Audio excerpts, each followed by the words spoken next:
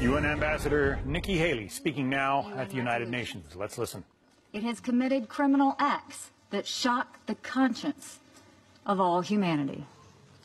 The international community has repeatedly expressed its outrage.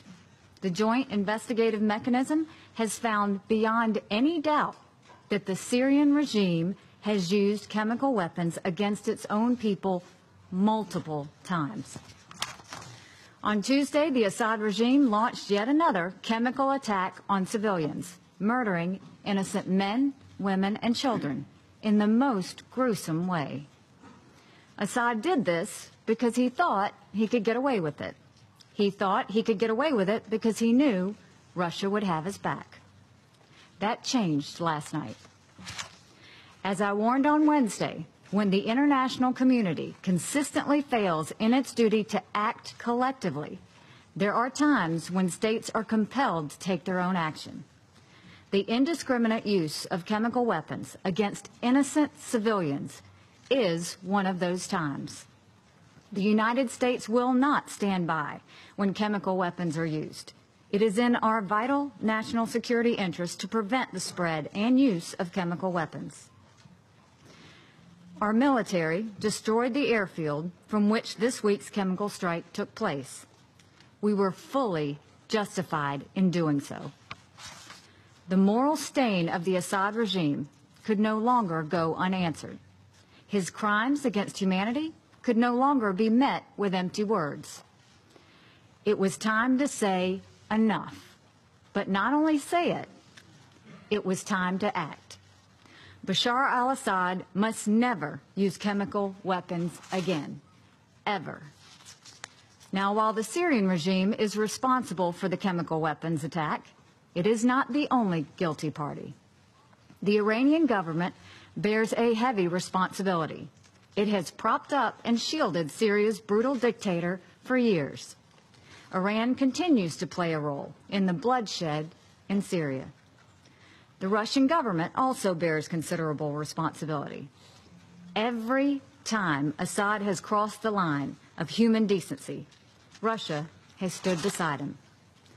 We had hoped the Security Council would move forward, but Russia made it known, as it has done 7 times before, that it would use its veto once again, covering up for the Assad regime. Further delay by compromising with Russia for a watered-down resolution would have only strengthened Assad. Strengthening Assad will only lead to more murders. We were not going to allow that. But it's even more than that. Russia is supposed to be a guarantor of the removal of chemical weapons from Syria. Think about that. Russia is supposed to have removed all the chemical weapons from Syria. But obviously, that has not happened, as innocent Syrians continue to be murdered in chemical attacks. Let's think about the possible reasons for Russia's failure.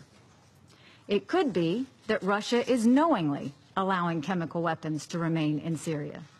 It could be that Russia has been incompetent in its efforts to remove the chemical weapons.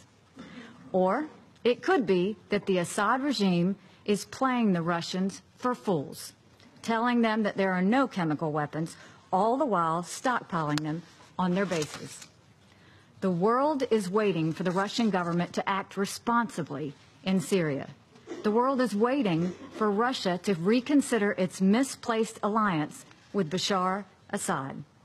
The United States will no longer wait for Assad to use chemical weapons without any consequences. Those days are over. But now we must move to a new phase, a drive toward a political solution to this horrific conflict. We expect the Syrian regime and its allies to take the UN political process seriously, something they have not done up until this point. We expect Russia and Iran to hold their ally accountable and abide by the terms of the ceasefire.